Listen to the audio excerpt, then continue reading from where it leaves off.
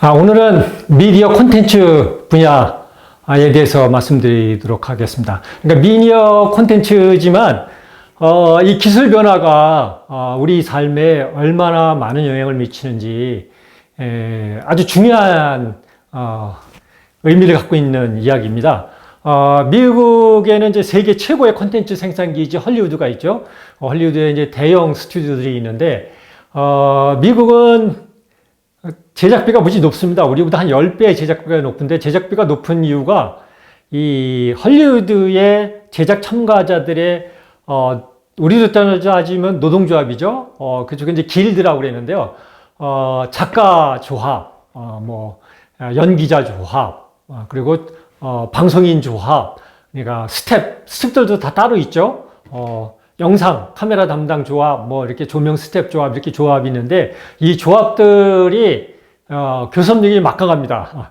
그래서, 비용이 많이 들죠. 예를 들면은 우리는, 밤새 촬영하고, 그 다음날 또 촬영을 하거든요. 근데 미국은, 밤을 새서 촬영을 하면 최소한 스텝들한테 24시간 휴식을 줘야 됩니다. 노사 협의에 의해서 하는데, 지난 5월부터 헐리우드 작가 조합에서 파업에 들어갔습니다. 그래서 지금 기존의 대본이 완성된 거는 이제 제작에 영화든 미니 시리즈든 제작에 들어갔는데 신규로 거의 올스톱돼 있고요. 그리고 지난주부터는 연기자 조합과 방송인 조합들이 이 작가 조합에 합류를 했습니다. 그러니까 이 작가 조합과 연기자들의 파업의 핵심은 재방송료입니다. 재방송료. 이 부분을 잠깐 설명을 드리면은, 이게 이제, 원래 미디어 콘텐츠는 광고로 수입을 벌었죠. 2000년까지는 광고가 주 수입입니다. 그런데 이제 온라인으로 되면서 광고가 온라인으로 넘어가고 줄어들었죠. 그러면서 콘텐츠 사업이라는 게 생겼습니다. 그러니까 콘텐츠 사업은 뭐냐면은, 오리지널 콘텐츠를 갖고 방송권으로 돈을 버는 겁니다.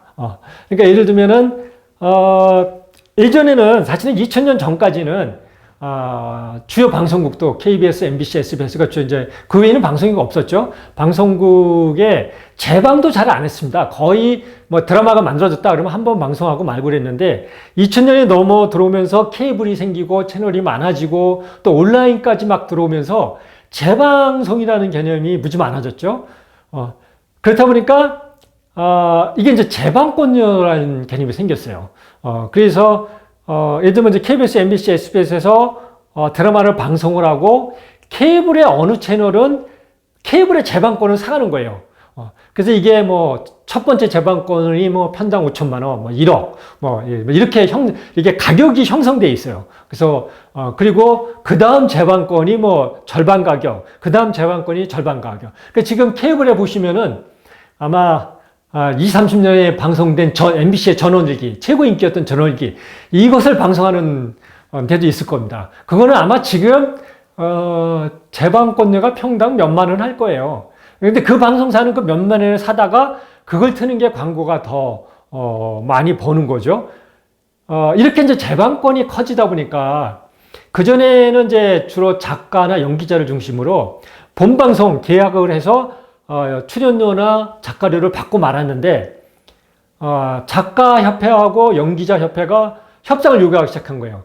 재방을 통해서 방송사 당신들이 돈을 벌지 않냐. 그러니까 재방에 대한 출연료나 작가료를 우리한테도 나눠줘라. 그래서 한 20년 전부터는 나눠주면서 비율이 점점 늘어나기 시작했죠. 그래서 지금은 재방 비율이 무지 많이 늘어나고 있습니다. 작가들이나 연기자들이 재방송을 통해서, 이 수입이 생기는 게 상당히 높아졌거든요. 아마 정확한 통계는 없는데, 제 느낌으로는 거의 첫 번째 출연료나 작가료의 한 30, 40%에 육박할 거예요. 그러니까 재방이 많이 되는 히트 작품의 작가나 출연자는 더 많이 벌겠죠. 마치 이제 음악 저작권들이 음악이 계속 이것저것에서 활용이 되면은 저작권료를 많이, 인기 저작권자는 음악은 1년에 수십억씩 저작권료를 봅니다. 이거하고 똑같은 개념이거든요. 그러니까 미국도 마찬가지입니다. 마찬가지인데, 기술이 발달되고 시청자 이용 형태가 바뀌면서 무슨 문제가 생기냐면 이 재방이라는 개념이 없어진 거예요. 그것은 넷플릭스 때문에 그렇습니다. 넷플릭스가 거대 플랫폼으로 커지고 그리고 모든 사람들이 넷플릭스나 유사 OTT 서비스라 그러죠. 오버 더 탑. OTT 서비스니까 온라인 스트리밍 서비스를 이용하다 보니까 여기는 재방이라는 개념이 없어요. 그냥 올려놓고 시청자가 내가 원하는 시간에 다운을 받으니까 재방 지급이 안 되는 거예요. 그래서 이제 넷플릭스가 있죠. 디즈니 플러스가 있죠. 거대 공룡 기업인 디즈니 플러스가 있죠. 훌루가 있죠. 뭐 AMC가 있죠. 무지 많아요. 미국에도 이런 것들이 한 수십 개가 있어요. 한국에도 티빙이다, 웨이브다, 뭐 하다 보니까 쿠팡 플레이까지 이 온라인 스트리밍 서비스가 무지 많거든요. 여기 재방송이 없어요. 재방료가. 왜냐면 재방 개념이 아니니까. 그렇다 보니까 이 헐리우드의 작가나 출연자나 스태프들이 수입이 엄청나게 주는 거예요. 그래서 그걸 확보해달라고 지금 파업을 하는 거예요. 그런데 이제 사측 입장에서는 여기 이제 넷플릭스 들어가 있거든요. 줄 수가 없는 거예요. 이 온라인 기업들은 이걸 산정하기도 어렵고 사실은 온라인 기업들도 지금 무한 경쟁이거든요. 그래서 비용을 줄여야 되는데 여기에 줄 수가 없으니까 서로 타협이 안 되고 지금 파업이 언제까지 갈지 모르거든요. 이것이 주는 의미는 사실은 이게 패러다임이 미디어 시장에서 완전히 전환이 된 거죠. 한국에서도 넷플릭스가 없으면 미디어 시장은 존재할 수가 없을 지경입니다. 그래서 여러분들이 보는 대부분의 대작 드라마는 비용이 많이 들어가는 거죠. 몇백억씩 들어가는 대작 드라마는 넷플릭스가 비용을 대지 않으면, 제작비를 대지 않으면 만들 수가 없습니다. 이렇게 넷플릭스의 영향력이 커지니까 이렇게 기존의 시스템이 다 무너진 거거든요. 근데 이제 작가나 출연자들이 파업을 하는 것도 이해가 되지만 아마 제 생각에는 작가나 출연자들이 이길 수가 없을 겁니다.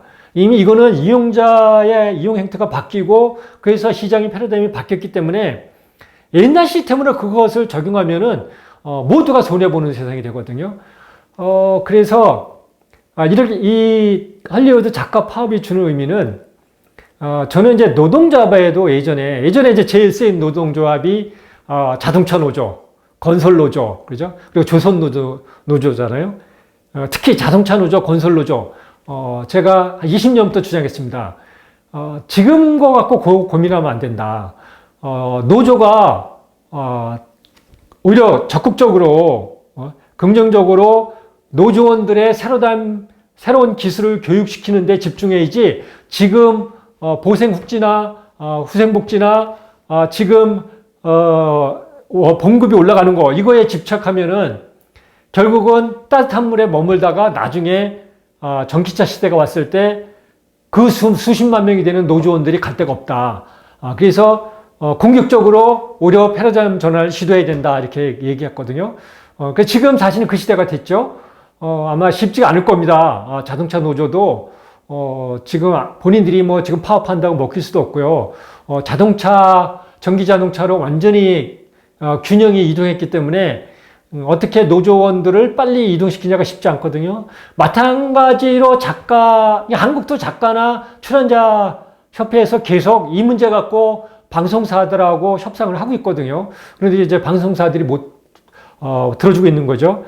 그래서 이것은 꼭 그 정부나 회사 경영진만 고민할 것이 아니라 노조뿐만 아니라 시민단체 이렇게 사용자 측에서도 끊임없이 새로운 패러다임을 받아들이고 새로운 체제에 오히려 공격적으로 대비해야 미래 사회에 살아남을 수가 있습니다. 그래서 이것을 아마 할리우드 작가협회 파업이 보여주는 것 같아요. 아마 이제 그 결말이 어떻게 될지는 한번 지켜보면 될 것 같습니다.